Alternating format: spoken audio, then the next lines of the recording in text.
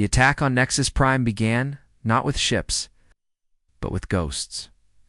Colonel Mike Baker led his special forces, teamed through dimensional rifts that opened like doorways in the alien capital's deepest bunkers. The Confederation had never imagined that anyone could simply step through space itself. But humanity had learned many impossible things in 25 years of hatred. Team Alpha in position, Mike whispered into his communicator as his soldiers materialized inside the Planetary Defense Control Center. The alien technicians didn't even have time to scream before human weapons turned them to dust. Team Beta in position, came another voice as more soldiers appeared in the orbital command station. Within minutes, the most heavily defended planet in the galaxy was blind and defenseless. On the surface of Nexus Prime, panic spread through the alien capital as impossible humans appeared in government buildings, military headquarters, and communication centers. The Confederation leaders had spent 10,000 years believing they were safe behind their technology. Now that technology was worthless? High Commander? Belsara ran through the corridors of the Fleet Command Center as explosions echoed through the building. How are they inside our shields? She demanded of her aide. Unknown, Commander. Our sensors show no breach in the defensive systems. Then how are they here? The answer came in the form of Colonel Baker stepping through what looked like empty air directly in front of her. Belsara reached for her weapon, but the human was faster. My Commander Belsara, Mike said calmly as his soldiers secured the command center. You're going to help us send a message to your fleet. In space above Nexus Prime, the real battle was about to begin. Admiral Kane had spent 25 years planning this moment, and he had saved his best surprise for last. The Confederation fleet moved into defensive positions. Around their homeworld, 800 ships arranged in perfect formations there. Computer systems calculating optimal firing patterns and shield distributions. It was a textbook defensive strategy that had never failed in 10,000 years. Captain Stone watched from the bridge of the Reaper's Edge as the alien fleet prepared to fight. They still don't understand, he said to Emma Price. I think this is going to be a normal battle. Contact from Admiral Kane, sir, reported the communications officer. Kane's voice came through the speakers, calm and cold. Alex, it's time to show them what we've been building in the dark. Stone smiled. Beginning dimensional jump now. The Confederation fleet waited for an attack that never came. Their sensors showed empty space. Their defensive systems stood ready, and their weapons were charged and aimed. But the humans didn't appear where they expected. Instead, something impossible happened. A massive structure simply materialized in the heart of the Nexus Prime system, as if it had been there all along but invisible. The World Ender was humanity's greatest achievement and their darkest creation. For 25 years, human engineers had built it in the space between dimensions, using technology that the Confederation couldn't even detect. It was less a ship than a moving weapon, designed for one purpose: to end civilizations that thought themselves safe. This is Admiral Kane speaking to the Galactic Confederation. Kane's voice broadcast across every communication channel in the system. 25 years ago, you watched 50,000 humans die at Kepler 442. You called it science, called it progress, you called it necessary. The World Ender began to move through the alien fleet like a shark among minnows. Confederation ships fired everything they had, but their weapons passed harmlessly through the human dreadnought. It existed partially in normal space and partially in dimensions the aliens had never discovered. You built monuments to our extinction. You've studied our corpses. You've turned our children's graves into research projects. Kane's voice was ice-cold as the World Ender. Destroyed ship after ship without taking a single point of damage, Dr. Foster. Now an old woman, but still brilliant, watched from the Earth Command Center as her life's work proved itself in battle. The dimensional technology she had developed made human ships essentially untouchable, able to strike from angles that didn't exist in normal space. Admiral, the Confederation fleet is in full retreat, reported Captain Stone. They're abandoning Nexus Prime. Let them run, Kane replied. But first, they're going to listen. On the surface of Nexus Prime, Council Speaker Zarthal was dragged. Before a human communication array by Colonel Baker's soldiers, the proud alien leader, who had never shown fear in 1,000 years, was now shaking as he faced the camera. Speak, Mike ordered. Zerthel looked into the camera that would broadcast his words across the galaxy. This is Council Speaker. Zarthiel of the Galactic Confederation. I surrender on behalf of all Confederation worlds. Kane's voice came through the speakers, addressing not just Nexus Prime, but every alien world in the galaxy. 47 species over the centuries. 47 civilizations that you turned away, watched die, and classified as extinct. You called it maintaining galactic order. The World Ender moved through the fleeing Confederation fleet like death itself, destroying any ship that tried to fight and letting the others run home to spread fear. Today, the galaxy learns a new order. Strength determines policy, not bureaucracy. The species that can fight survive. The species that prey on others die. On Nexus Prime, human soldiers activated the alien communication networks that had once watched humanity's extinction. Now, those same networks would broadcast humanity's victory to every corner of the galaxy. The Galactic Confederation is dissolved, Kane announced. Any species that wishes to join the new galactic order may do so. Any species that chooses to resist will share the Confederation's fate. As Kane spoke, the World Ender reached the center of the Nexus Prime system and did something that made every alien in the galaxy understand their new reality. It began to dismantle the planet's artificial moon, a massive space station that had served as the Confederation's seat of power for 10 millennia. The station that had once coordinated the peaceful extinction of 47 species was pulled apart piece by piece, its destruction broadcast live across the galaxy. Where once alien bureaucrats had calmly decided which species deserved to live, now human weapons turned metal into cosmic dust. Years later, children on New Terra, humanity's first successful colony world, learned about the Kepler massacre in school. Their teacher, a veteran of the Nexus Prime campaign, would end each lesson the same way. The galaxy thought it had watched humanity die, she would tell them. But they learned something that day. Earth's children don't die.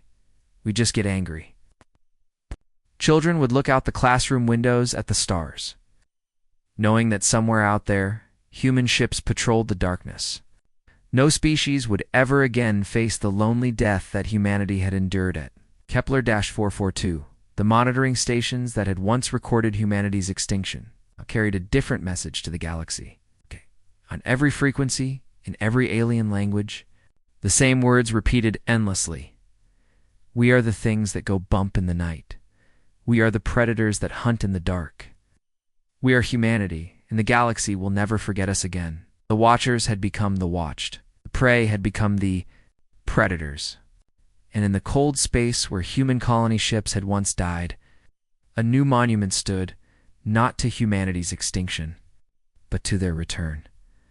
The galaxy had learned too late that Earth's most dangerous export was never technology or culture. It was the predator that lived in every human heart, waiting for the right moment to remind the universe that some species don't stay dead, they just come back angry.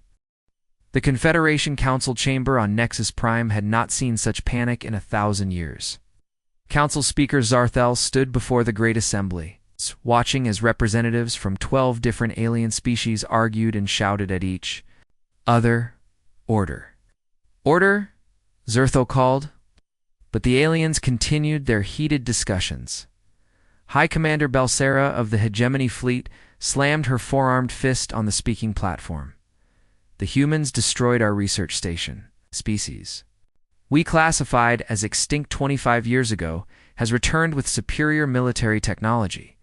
Impossible, declared Representative Mortal of the Science Directorate. We observed their complete destruction. Our sensors recorded every detail of their extinction.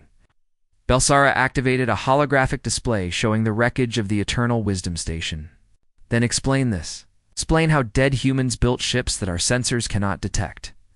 On Earth, Admiral Kane stood in the war room watching the intercepted alien communications. The Confederation was afraid, and fear made enemies stupid. It was time for Phase 2. Cater our intelligence networks in place. Agent Kate Miller looked up from her computer console. Her team had spent months infiltrating alien communication systems, learning their languages and mapping their military structures. Yes, sir. We have access to their entire command network. Laura, Tony, are your teams ready? Captain Laura Webb and Commander Tony Clark stood at attention. Laura commanded the strike team assigned to the Rigel mining operation, while Tony would hit the subspace communications relay at Wolf 359. Both targets were far from the main Confederation fleet, but critical to their empire. Ready to hunt, Admiral? Laura said with a cold smile.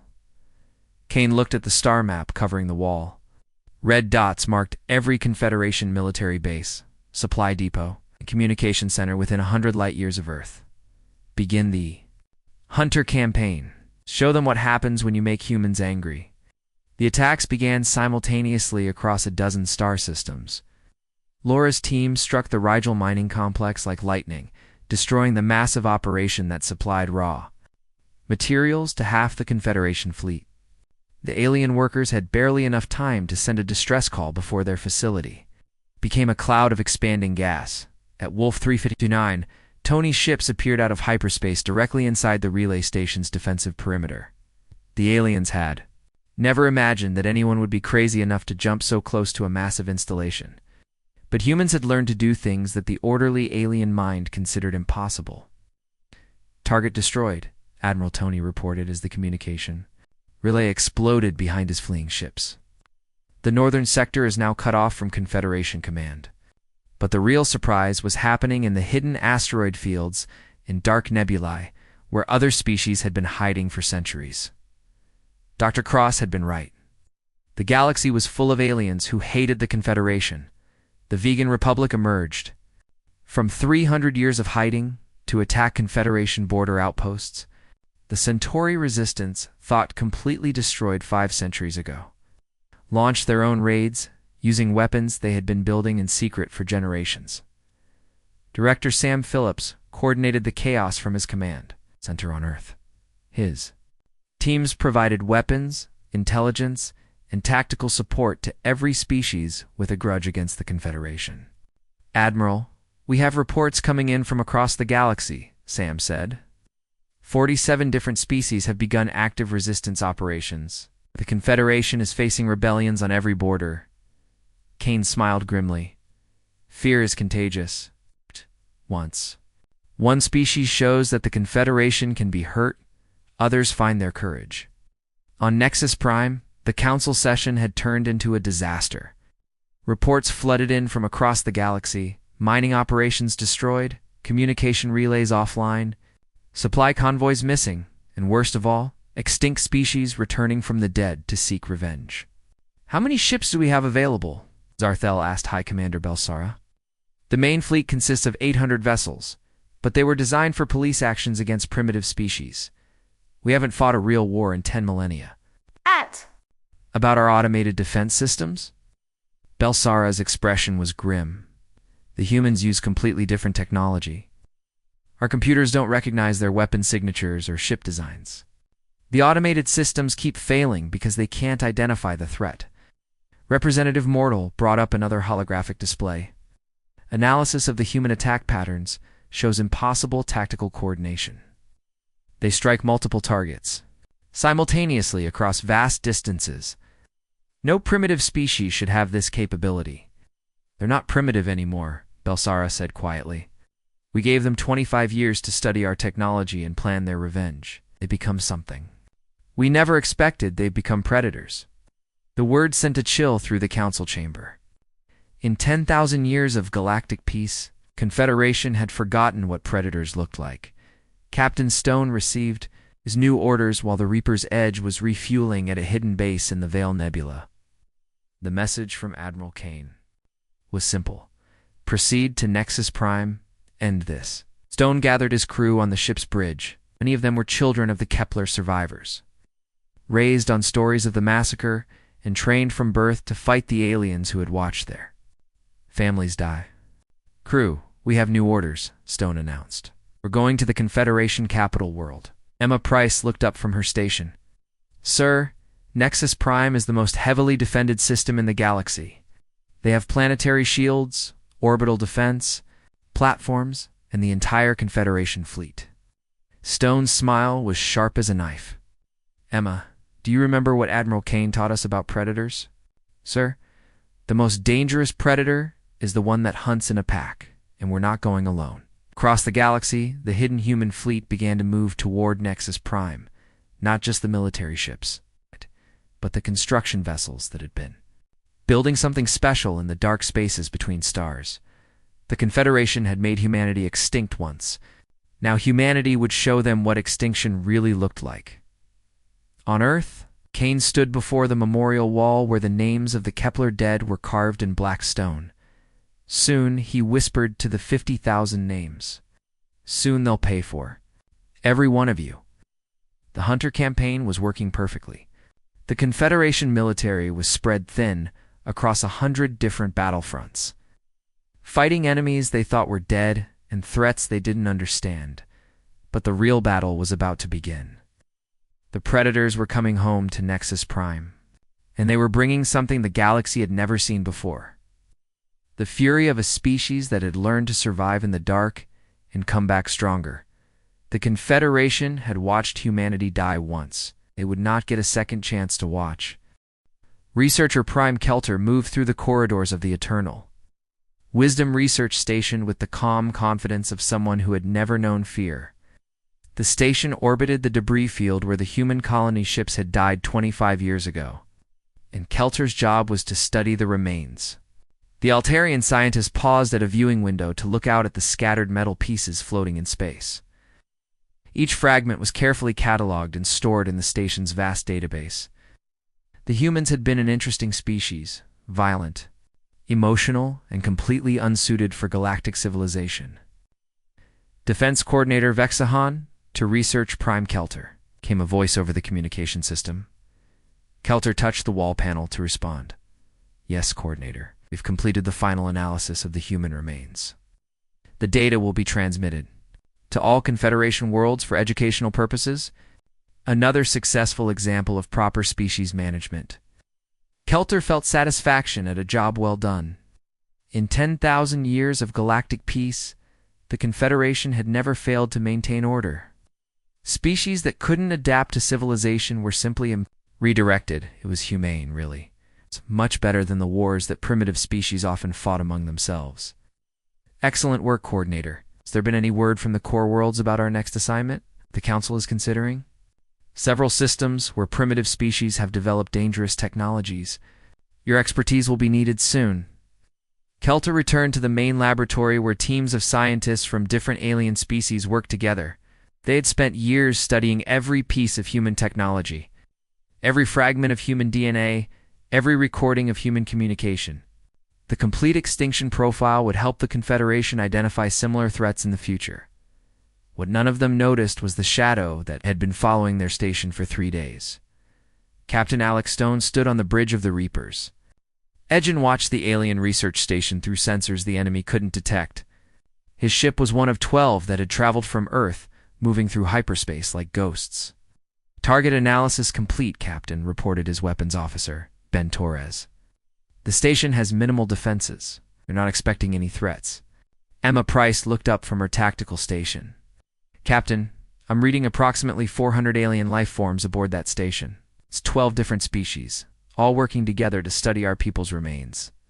Alex felt cold anger flow through him like ice water. For 25 years, these aliens had been picking through the bones of human children.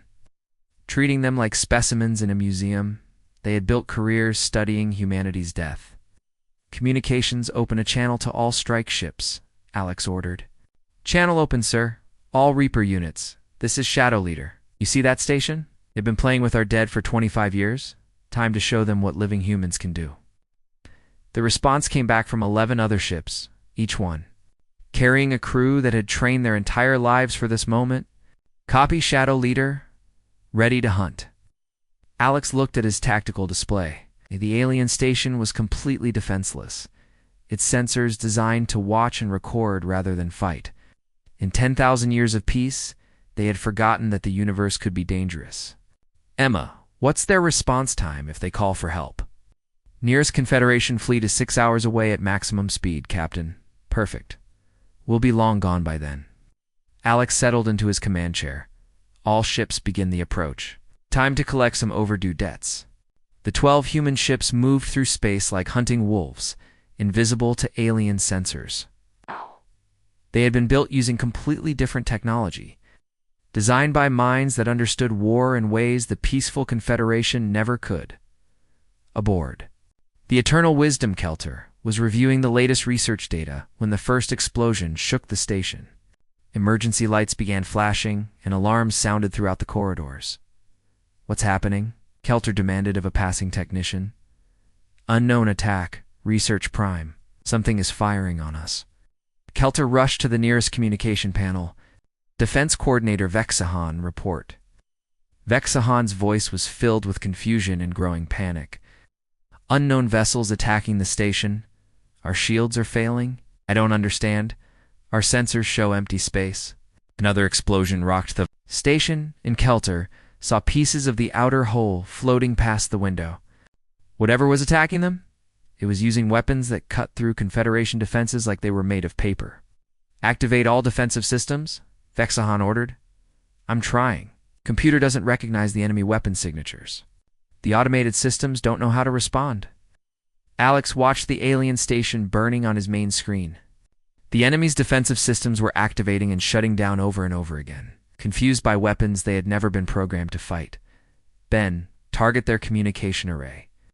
I want to talk to them before they die." "Communication array destroyed, Captain. They can't call for help now." "Good, open a channel to the station." On the bridge of the Reaper's Edge, Alex's voice was calm and cold as he spoke to the dying aliens. "Eternal Wisdom Research Station, this is Captain Alex Stone of the Earth Defense Forces.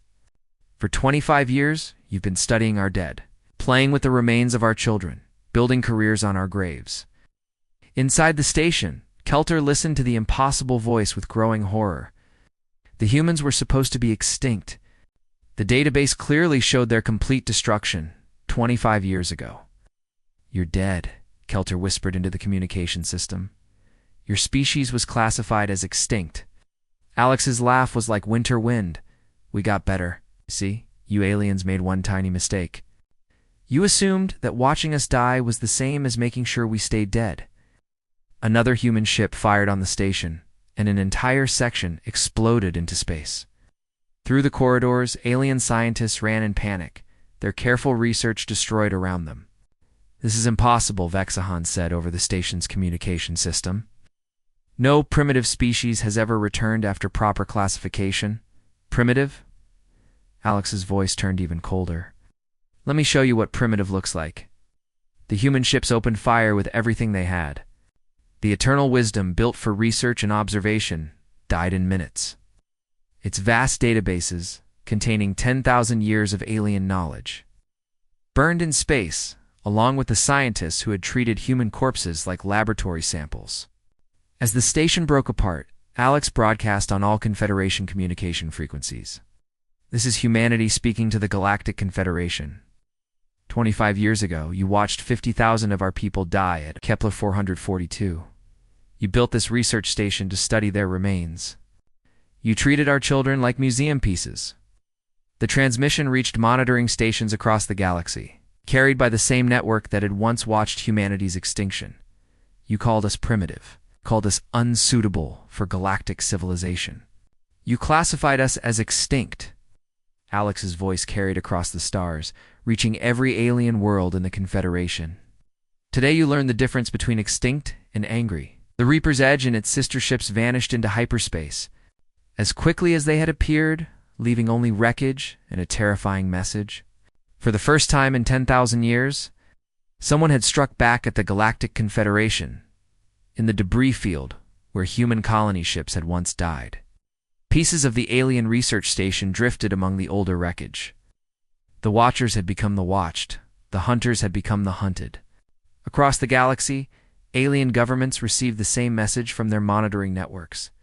The humans have returned. They are no longer prey. The hunt had begun. 25 years had passed since the Kepler massacre, but Marcus Kane still remembered the day the datapod arrived. He had been a young soldier then, watching the news reports as Earth learned what had happened to their colony ships. The galaxy had watched 50,000 humans die and called it science now. General Kane stood in the war room deep beneath the Colorado mountains, looking at the most secret project in human history. The walls were covered with alien technology. Pieces recovered from the few ships that had limped back to Earth after the massacre. Every bolt, every wire, every fragment had been studied for 25 years. "Helen, show me what we've learned," he said to the woman working at the central computer.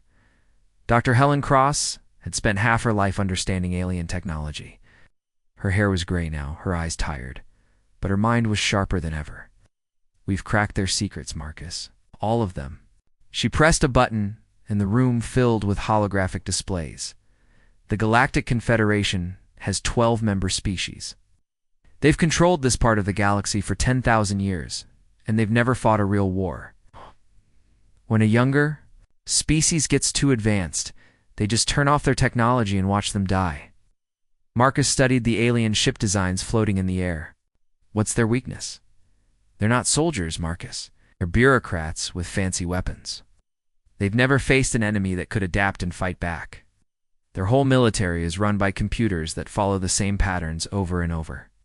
Again, Captain Alex Stone entered the room, wearing the black uniform of humanity's new space navy. At 35, he was young for a ship captain, but he had trained his whole life for this moment. "The first strike fleet is ready, General." Marcus nodded. "Show him, Helen." The hologram changed to show a sleek black ship unlike anything humanity had built before. It looked more like a knife than a spaceship, all sharp angles and hidden weapons. "This is the Reaper's Edge," Helen explained. "We didn't copy alien technology. We built something completely different. Their sensors can't even see us coming." Alex smiled coldly. "How many ships do we have?" "Fall for the first strike. Each one is faster, smarter, and deadlier than anything the aliens have ever seen." Helen's voice was full of quiet pride. "We learned from the best teachers in the galaxy, pain and hatred." Lieutenant Emma Price looked up from her computer station. But she had studied alien tactical patterns until she knew them better than the aliens did. "General, I found something interesting in their communications." They built a research station at Kepler 442. Marcus felt his hands clench into fists. "What kind of research?" "We're studying the debris from our colony ships." The alien scientists call it post-extinction analysis. "They're treating our people's remains like museum pieces." The room went very quiet. Every person there had lost someone at Kepler, family, friends, or just the hope of a better future. The aliens had turned their graveyard into a science project. "That's where we hit them first," Marcus said finally. "Alex, take your fleet to Kepler 442. Show them what happens when you dig up human graves." Dr. Cross pulled up more files on her computer. "Marcus, there's something else. Our intelligence teams have made contact with other species that the Confederation has turned away over the centuries. They're all still out there, hiding in the dark spaces between stars." "How many?" 47 species that we know of. Some have been in hiding for 500 years, just waiting for someone strong enough to fight back." Marcus walked to the window overlooking the hidden shipyard. Below him, dozens of black ships floated in the artificial lake, invisible to any alien sensor. Ow. Each one carried weapons designed specifically to kill Confederation technology. "Aliens made one mistake," he said quietly. "They let some of us survive. They should have made sure we were all dead." Emma stood up from her station, her young face hard with determination. "General, I've been studying their psychology profiles. The Confederation species have never been preyed before. They don't know how to handle fear."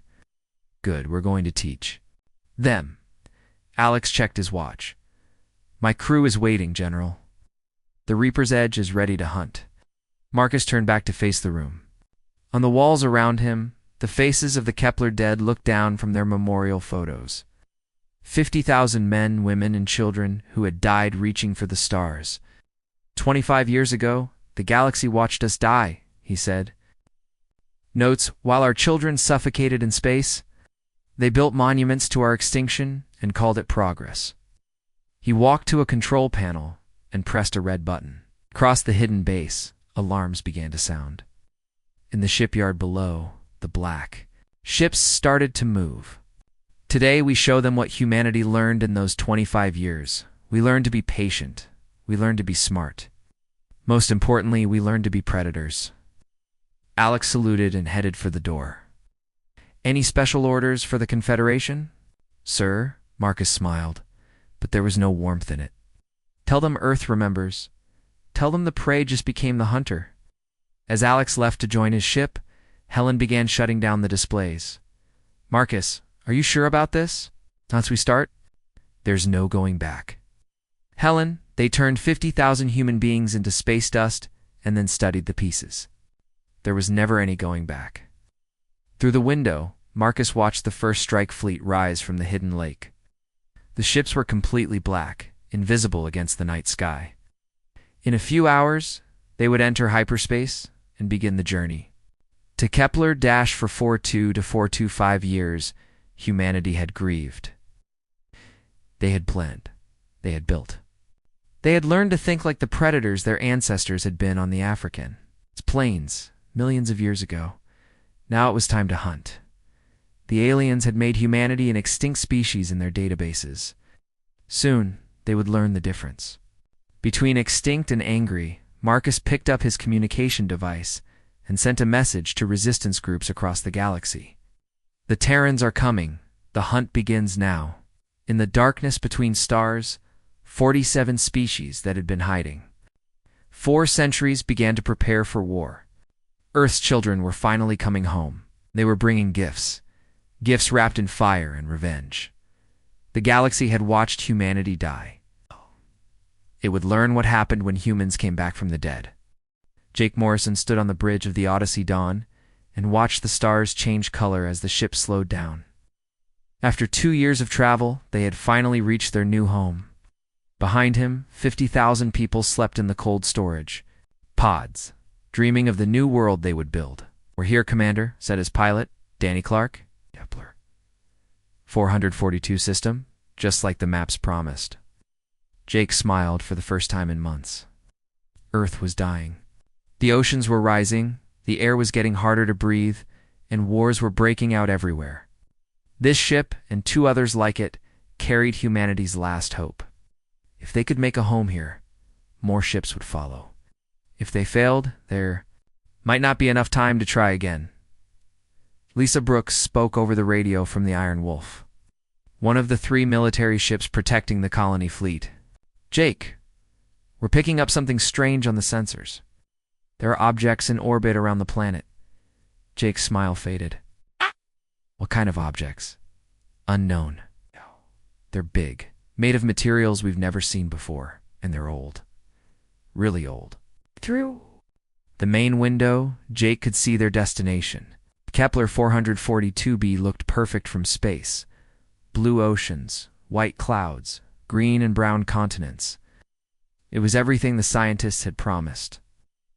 But now there were other ships there first. Admiral. Ryan Carter's voice came through the speakers from the command ship. All vessels maintain current positions. We're going to try talking to whoever built those stations. Dr. Amy Foster hurried onto the bridge, her tablet in her hands. She was the smartest person Jake knew, the one who would help them understand any life they found on the new world. The computer finished analyzing the alien structures, she said. They're not weapons. They look like ... watching posts. Watching what? Jake asked. Us? The answer came an hour later. The alien station sent a message in perfect English. The voice was cold and mechanical, like a computer reading a script. Human vessels, you have entered Galactic Confederation. Space. Your species has been observed and classified as unsuitable for galactic citizenship. Your colonization attempt is denied. You have 72 hours to leave this system. Admiral Carter tried to respond. This is Admiral Ryan Carter of the Earth Colonial Fleet. We come in peace. Our homeworld is dying. We need this planet to survive. Your personal circumstances are irrelevant. Departure is required. This system is under Confederation protection. Amy worked frantically on her computer, trying to intercept more alien signals. What she found made her face go white. Jake, there are 12 different alien species watching us right now. They're all connected to the same network, sharing data about us. Kind of data. Everything. Our ship designs, our biology, our behavior patterns. They're studying us like we're animals in a zoo. Jake felt cold anger growing in his chest. They're watching us die. The 72 hours passed quickly. Admiral Carter tried everything, reasoning, pleading, offering trade agreements, sharing human art and music. The aliens responded the same way each time. Departure required. On the last day, Jake walked through the ship's corridors. People were starting to wake up from cold storage, excited to see their new home. Children pressed their faces against the windows, pointing at the planet below. Jake didn't have the heart to tell them they couldn't stay. Lisa's voice crackled. Over the radio, tight with fear. Jake, they're powering up some kind of weapon. Energy readings are off the charts. All ships prepare for emergency jump to hyperspace, Admiral Carter ordered, but it was too late. The aliens didn't fire lasers or missiles. Instead, they activated something that made the very atoms of the human ships stop working properly. Jake watched in horror as the New Horizon, carrying 15,000 people, simply fell apart. Metal turned to dust, computers went dead, and the ship scattered into space like leaves in the wind. "What's happening?" Lisa shouted over the radio. As her own ship started to shake, Amy stared at her readings in disbelief. "They're turning off the forces that hold matter together. Our ships are just ... dissolving." Jake tried to fire back, but their weapons passed right through the alien stations like they weren't even there. The Iron Wolf managed to get off a few shots before it too began to break apart. As the Odyssey Dawn died around him, Jake ran to the emergency systems. There was one data pod left, designed to carry messages back to Earth. With shaking hands, he loaded everything into it: the location of the aliens, their technology readings, and video of what they had done.